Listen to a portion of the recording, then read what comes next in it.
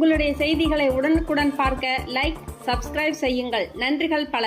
பாஜக மாநில துணைத் தலைவர் திரு R.C. பால்கனராஜ் அவர்கள் தண்டையார்பேட்டை பாராளுமன்ற அலுவலகத்தில் செய்தியாளர் சந்திப்பில் பேசியதாவது: மோடி அவர்களுடைய தேர்தல் பரப்புரையின் போது பேசிய அந்த பேச்சு ஒட்டுமொத்த இந்தியாவிற்கும் தவறாக சித்தரிக்கப்பட்டு அதை காங்கிரஸ் கூட்டணி, இந்தி கூட்டணி இந்த தேர்தலுக்காக பயன்படுத்துவதை நாங்கள் ஒருபோதும் அனுமதிக்க மாட்டோம். இதை மக்கள் புரிந்து கொள்ள வேண்டும், குறிப்பாக தமிழக மக்கள் அறிந்து கொள்ள வேண்டும். நான் பாரதிய ஜனதா கட்சியினுடைய வடசென்னை வேட்பாளராக மக்களை சந்திக்கும் பொழுது மக்கள் மனநிலை என்ன என்பதை அறிந்தவன். அதனால் தவறான ஒரு எண்ணத்தை மக்கள் மனதிலே விதைத்திருக்கிற இந்த செயலை கண்டித்தும் அதை விலக்கி கூறவும் நான் கடமைப்பட்டிருக்கிறேன். பாரத பிரதமர்கள் ஒரு பேச்சின் போது என்ன சொன்னார் என்று சொன்னால், ஏப்ரல் 5ஆம் தேதி வெளியிட்ட காங்கிரஸ் தேர்தல் அறிக்கையை கோடிட்டு காட்டி, அதாவது தாஜா செய்கின்ற அரசியலை காங்கிரஸ் முன்னெடுக்கிறது, பிரிவினைவாத அரசியலை காங்கிரஸ் முன்னெடுக்கிறது என்பதைத்தான் மையப்படுத்தியிருக்கிறார். ஆனால் பாரதிய ஜனதா கட்சி வளர்ச்சியின் பாதையிலே அரசியலை நடத்தி கொண்டிருக்கிறது, தாஜா அரசியலை செய்வதில்லை, செய்ததும் இல்லை, செய்ய போவதும் இல்லை என்பதை சொல்லி மக்களுக்கு சில விஷயங்களை அவர் உணர்த்தி இருக்கிறார். அந்த அறிக்கையின் வாயிலாக அவர் அறிந்து கொண்டதை மக்கள் எப்படி புரிந்து கொண்டார்கள் என்பதற்கு அவர் சொல்லியிருக்கிறார். குறிப்பாக அதாவது இந்தியா சுதந்திரம் பெற்ற பொழுது ஜின்னாவின் முஸ்லீம் லீக்கால் மதங்களுக்கிடையே பிரிவினை ஏற்பட்டு நாடு துண்டாக்கப்பட்டது. இப்பொழுது காங்கிரஸ் அதனுடைய கூட்டணி சமூக பொருளாதார கணக்கெடுப்பும் ஜாதிவாரி கணக்கெடுப்பும் எடுப்போம், அதன் அடிப்படையிலே ஒவ்வொரு தனி மனிதனுடைய பொருளாதாரத்தையும் உயர்த்துவோம் என்பதைப் போல அவர்கள் சொல்லியிருக்கிறார்கள். இதைத்தான் அவர் சொல்லியிருக்கிறார். உழைத்து சம்பாதித்த மக்களிடமிருந்து சொத்துக்களை பிடுங்கி யாரிடமோ தருவதற்காக இந்த திட்டத்தை போடுகிறார்கள் என்று தான் சொல்றார்.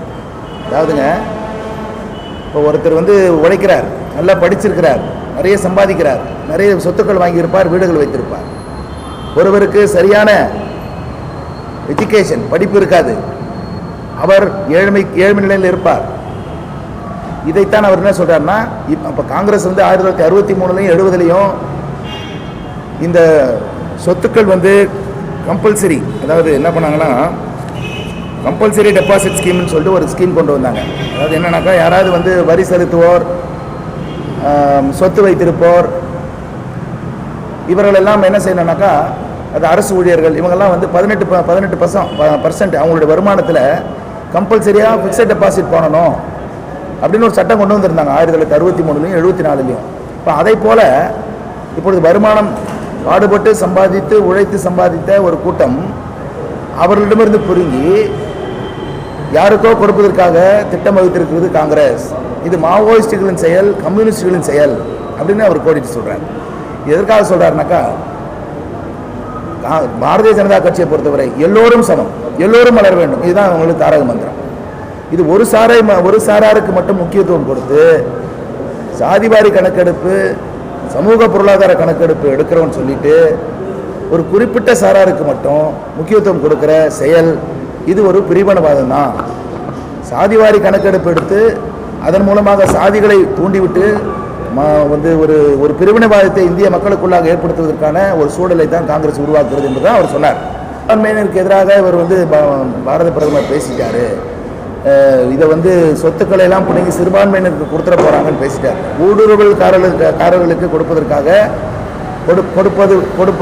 கொடுக்க நேரிடும் அப்படின்னு தான் சொல்லி, ஊடுருவல்லாம் யாரும் தெரியும், வெளிநாட்டிலேருந்து உள்நாட்டுக்கு ஊடுருவி வர்றவங்க, பாஸ்போர்ட் எல்லாம் உள்ளே வர்றவங்க, இங்கே இந்திய மக்களுடைய வருமானத்தையும் உழைப்பையும் சுரண்டுகின்ற ஒரு சூழல் ஏற்படுத்துவதற்காக தான் காங்கிரஸ் தேர்தல் அறிக்கையை பார்க்குறாங்க அப்படின்னு சொல்லி அதன் அடிப்படையில் தான் அந்த கிரிட்டிசிசமே பண்ணியிருக்கிறார். ஆனால் இவர்கள் தவறாக சித்தரித்து பாரத பிரதமரை சிறுபான்மை மக்களுக்கு எதிராகவோ அல்லது ஒரு லிங்குவிஸ்டிக் மைனர்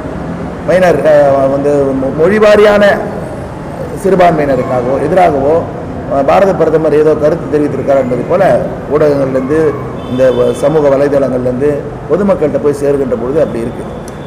இன்னொன்றும் சொன்னார் அவர். அது என்ன சொல்கிறாங்கனாக்கா, இவங்க என்ன காங்கிரஸில் ஒரு சொல்கிறாங்கனாக்கா, ஆர்டிகல் 15, 16, 25, 26, 28, 29, 30 இதெல்லாம் வந்து இப்போ சிறுபான்மையினருக்கு சார்ந்தது.